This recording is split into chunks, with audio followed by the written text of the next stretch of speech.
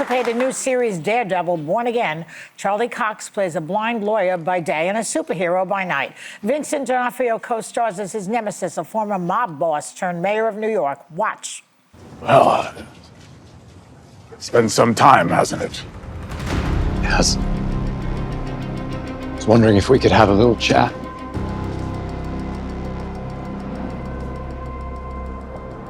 Yeah, I'd be delighted.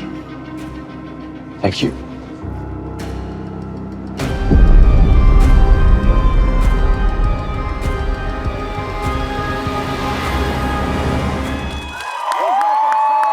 and Vincent D'Onofrio.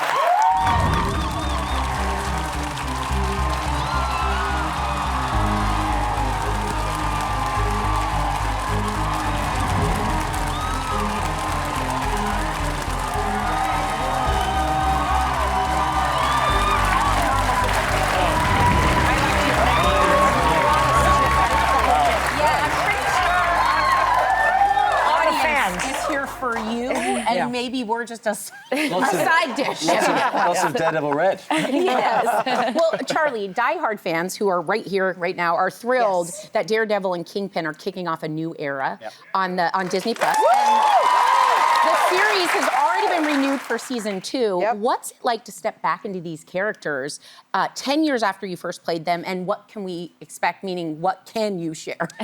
Yes, well, the first thing is you've become very aware of your knees 10 years later and your lower back. Yeah. I need a lot more recovery time when we do the stunt sequences and stuff. I'm still kind of pinching myself that we're back and doing it again. You know, we had like a 5-6 year hiatus almost, and I had emotionally moved on. So just feel it's all gravy. Very honoured to be back and get to do it again. I did not emotionally move on. So we would speak about it, and Vincent would say, "They're going to call us. They're going to call us," and I would get off the phone and call my wife and say, "He's delusional. He needs to move on." By the way, I know his wife really well too. So that bothers me a little bit that he would say that. Well, you've both appeared in other Marvel series and movies. Are you hoping for a future like Avengers or Spider-Man crossover? Well, hope is a good word, but we just don't know. Sounds like you spend a lot of time waiting by the phone. Well, working for Marvel is very secret. Yeah. They're so secretive. Like we learned, was it the second season we learned about? On stage, we learned on stage at D23. We were in a line. Charlie was at one end, Kevin's and Feige's in the middle, and I'm at the other end. 12,000 people in the audience. Wow. And he announces the second season. Wow. We had no idea. Charlie and I leaned forward and looked at each other like, I love that surprise. And Vincent, I hear you're from Hialeah, Florida, so we're homies. I'm so glad. It's you and Pitbull. I got to meet you. Yeah, exactly. Pitbull's from Hialeah too. So you really seem to relish playing Kingpin, and I have to say, you look the part, and you look good, bald. You do. So tell us this: do you actually shave your head for the movie? No, you did. This is a wig. So what's the best part of playing an iconic villain like that? This character in particular is just so much fun to play. He's such a madman. You know, he's so incredibly sick. And he has all these different sides to him where he can be in a domestic situation, but he's always a fish out of water. That's what I enjoy most, is that we take a guy like that and put him in a marriage where he's truly in love. And he's dealing with the same things we all deal with in marriage. And it's just endlessly fun. I'm enjoying it. I've been playing it for a long time now. I really enjoy it. I'm going to end up playing this character longer than I played in Criminal Intent. Oh, really? Wow. Congratulations. Which is kind of crazy. Yeah, it is. Well, Charlie, you're both fan favorites at Comic-Con, and I understand that you once dressed up in a disguise so that you wouldn't get mobbed by fans. Tell us what you dressed up as. Well, I wanted to take my daughter to experience her first Comic-Con. So I wanted to be able to walk the floor, but obviously I had to wear some sort of a disguise. So in honor of my children, I went as Bluey. Oh. I love that. Yeah. Did nobody recognize No, you? a couple of people did. Yeah, a couple of people did. Those are diehards. There was an Electra, someone who was dressed. Oh, she's there. Wait, what? On the escalator. Yeah. So, amazing. Yeah. Well, we took a photo together. She made me super fans. Super fans. And understand that wasn't the only time you went incognito at Comic-Con. You once also surprised fans when you showed up and were taking some photos together. Oh yeah, that was a long time ago. So I actually was there doing an interview, and then there was a storm, so we couldn't leave. So I had my friend go out and buy like a Spider-Man mask. Oh. And then we walked the floor, and we did this ruse where we would find people dressed as Daredevil. I'm in a mask. I would say, "Can I take a photo with you?" Which is very common at these places.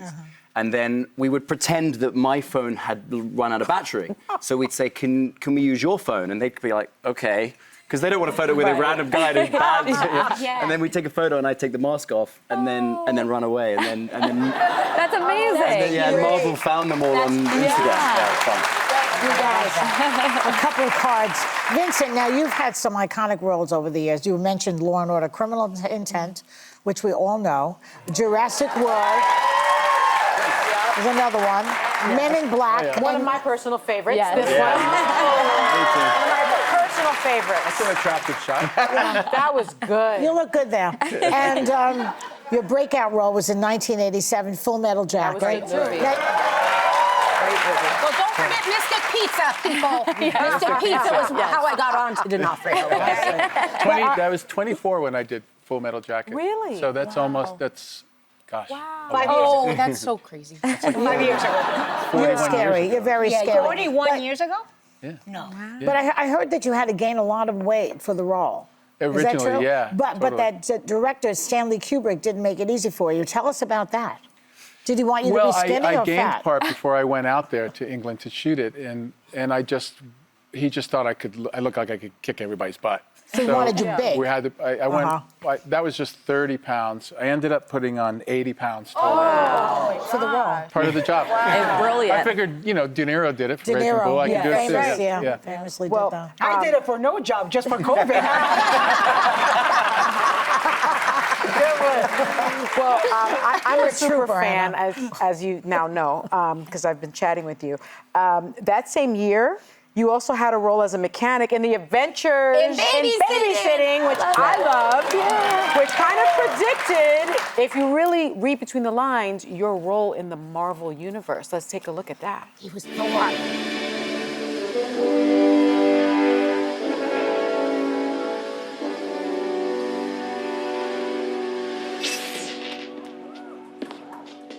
Thor.